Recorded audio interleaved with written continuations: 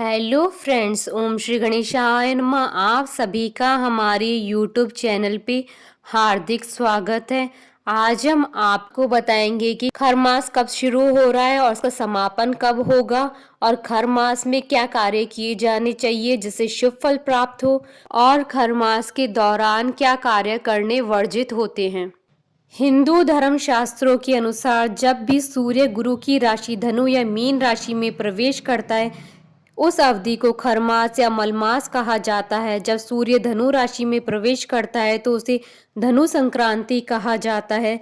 इस माह की अवधि में कोई भी शुभ मांगलिक कार्य करने की मनाही शास्त्रों में बताई गई है। हिंदू धार्मिक मान्यता के अनुसार खर मास में शुभ कार्य नहीं किए जाते हैं। इसके साथ ही मांगलिक कार्यों पर भी रोक लग जाती है। महत्वपूर्ण संस्कार आदि कार्य नहीं किए जाते हैं।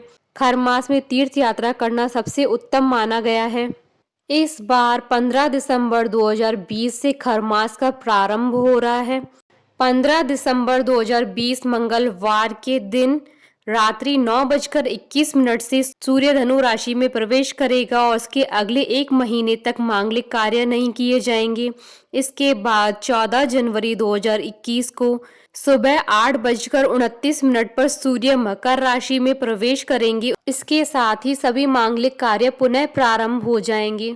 जब सूर्य गुरु की राशि धनु या मीन राशि में प्रवेश करता है तो इससे गुरु का प्रभाव समाप्त हो जाता है और शुभ मांगलिक कार्यों को करने के लिए गुरु का पूर्ण बली अवस्था में होना आवश्यक है। मान्यता है कि इस दौरान सूर्य मलिन अवस्था में रहता है, इसलिए इस एक माह की अवधि में किसी भी प्रकार के शुभ मांगलिक कार्य नहीं किए जाते हैं। खासकर इस समय विवाह संस्कार तो बिल्कुल नहीं किए जाते हैं क्योंकि विवाह के लिए सूर्य और गुरु दोनों को मजबूत होना चाहिए।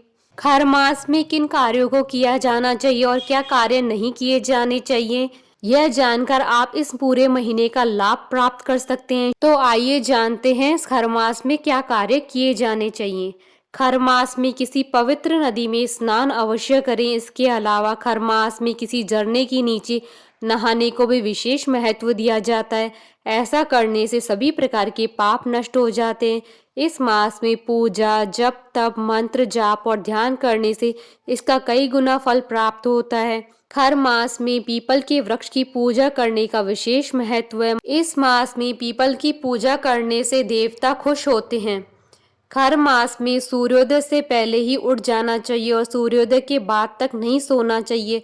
ऐसा करने से स्वास्थ्य की हानि होती है। इस समय में आपको विशेष रूप से अपने पिता और गुरु तुल्य लोगों की सेवा अवश्य करनी चाहिए। ऐसा करने से आपके जीवन की सभी परेशानियां समाप्त हो जाएंगी। खर मास में गीता का पाठ करना सबसे शुभ माना जाता है, इसलिए यदि संभव हो तो आपको इस समय गीता का पाठ अवश्य करना चाहिए। आपको पूरे खर मास में सूर्य को जल अवश्य देना चाहिए। ऐसा करने से न केवल आपकी कुंडली में सूर्य मजबूत होगा बल्कि आपको मान सम्मान की प्राप्ति होगी। खर मास के पूरे महीने आपको किसी गौशाला में जाकर गाय को हरा चना गुड़ अवश्य खिलाना चाहिए। इस पूरे मास में दान को अति महत्वपूर्ण माना गया है, इसलिए पूरे मास में अपने सामर्थ्य के अनुसार दान अवश्य करें। सीमांत, जात कर्म और अन्नप्राशन आदि कर्म पूर्व से निश्चित होने से इस अवधि में किए जा सकते हैं। खर मास में क्या कार्य नहीं करने चाहिए। खर मास में कोई भी शुभ और मांगलिक कार्य जैसे विवाह, सगाई, मुंडन, गृह प्रवेश जैसे कार्य बिल्कुल नहीं किए जाते हैं। यदि कोई व्यक्ति ऐसा करता भी है तो उसके अशुभ फल प्राप्त होते हैं। खर मास के दौरान किसी भी देवी देवता का अपमान करना अत्यंत ही अनिष्टकारी माना गया है। यदि कोई व्यक्ति ऐसा करता है तो उसे जीवन में कई प्रकार के दुखों का सामना करना पड़ता है और मरने के बाद उसे नरक की प्राप्ति होती है। खर मास के महीने में अगर कोई भिखारी आपके दरवाजे पर आ जाए तो उसे खाली हाथ बिल्कुल भी ना जाने दे। इस महीने में भूलकर भी अपने घर के बुजुर्गों का अपमान नहीं करना चाहिए। ऐसा करने से आपको सूर्य और गुरु के अशुभ फलों की प्राप्ति होने लगती है।